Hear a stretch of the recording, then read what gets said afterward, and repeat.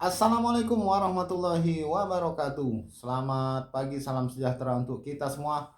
Apa kabar para sahabat YouTube dimanapun Anda berada? Saya doakan semoga semuanya sehat walafiat, tak kurang satu apapun, lancar rezekinya, amin ya robbal alamin.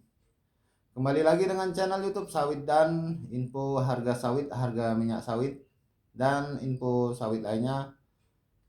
Pertama, untuk harga minyak sawit di KPBN terupdate naik Rp100 per kilogramnya menjadi Rp12.155.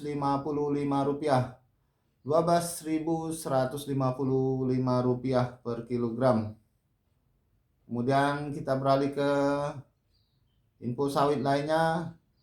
Biodiesel B35 tahun 2023 diproyeksikan hemat devisa Rp140 triliun. Info sawit Jakarta. Program mandatori biodiesel sawit yang mencapai bauran 35% dengan minyak solar yang tren dikenal sebagai B35 telah mendorong konsumsi domestik minyak sawit mentah atau CPO. Lantaran serapan pasar domestik akan CPO yang sebagian besar masih digunakan sebagai minyak goreng sawit akan terus bertambah sejalan dengan konsumsi biodiesel nasional. Sejak digunakan sebagai biodiesel pada tahun 2005 silam, awalnya dikenalkan sebagai campuran 2,5% atau B2,5.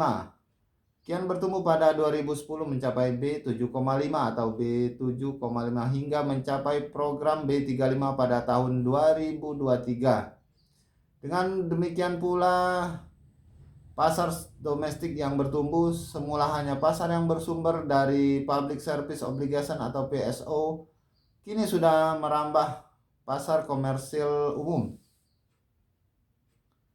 Pantauan redaksi info sawit, keberadaan B35 ini juga sudah melewati uji coba menggunakan sebagai bahan bakar minyak BBM pada mobil selama periode waktu tertentu.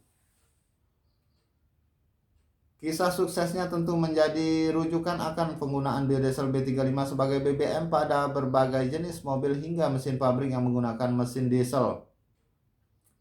Secara fiskal negara, penggunaan biodiesel juga turun mendukung efisiensi keuangan negara, di mana nilai impor BBM bisa berkurang sehingga menghemat devisa negara.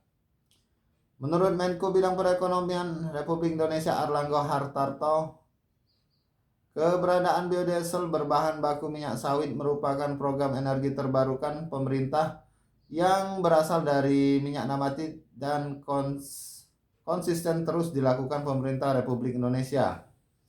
Keberadaan biodiesel juga dapat menjadi benchmark bagi negara-negara G20 akan penggunaan BBM berbasis energi terbarukan.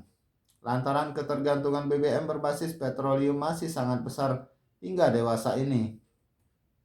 Sebab itu menurut Airlangga, keberadaan biodiesel secara konsisten terus dilakukan guna kemandirian energi nasional. Dibandingkan negara lain di seluruh dunia, Indonesia sebagai negara yang paling konsisten melakukan program pencampuran energi terbarukan yang berasal dari minyak nabati, kata Erlangga kepada media massa nasional beberapa waktu lalu.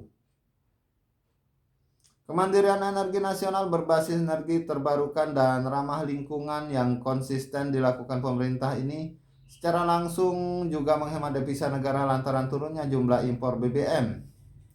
Senada dengan itu diungkapkan Ketua Harian Asosiasi Produsen Biofuel Indonesia APROBI Paulus Cakrawan akan keberhasilan program biodiesel yang dilakukan pemerintah dan dukungan industri biodiesel nasional yang berhasil memasok kebutuhan biodiesel nasional.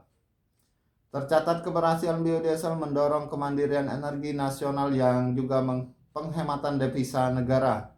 Program biodiesel telah mencapai bauran 35% yang diharapkan akan terus meningkat di tahun-tahun mendatang. Lantas di 2023, target penggunaan biodiesel akan mencapai 13,15 juta kiloliter yang mampu mengurangi impor minyak solar hingga mencapai Rp140 triliun, kata Paulus Cakrawan.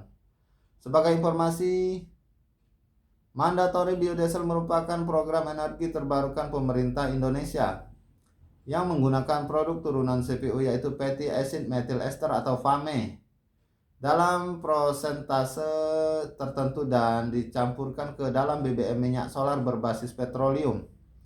Program ini terus mengalami pertumbuhan campuran dari 2,5 hingga mencapai 35% pada tahun 2023 ini.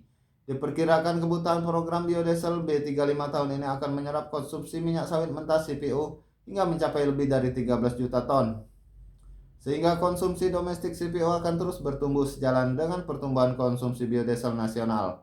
Baik sahabat YouTube dimanapun Anda berada, sementara untuk harga TBS sawit di daerah Merangin Jambi di tingkat PKS, harga terupdate naik 2.250 rupiah per kilogramnya. 2.250 rupiah per kilogramnya. Bagaimana dengan daerah lain? Silakan teman-teman tulis di kolom komentar berapa harga sawitnya ya. Mohon maaf jika ada salah kata. Demikian dulu info dari sawit dan kali ini. Jangan lupa dukung channel ini dengan cara subscribe bagi yang belum, like dan share agar kita terhubung setiap harinya untuk terus memberikan info mengenai sawit, harga sawit, juga info-info sawit lainnya.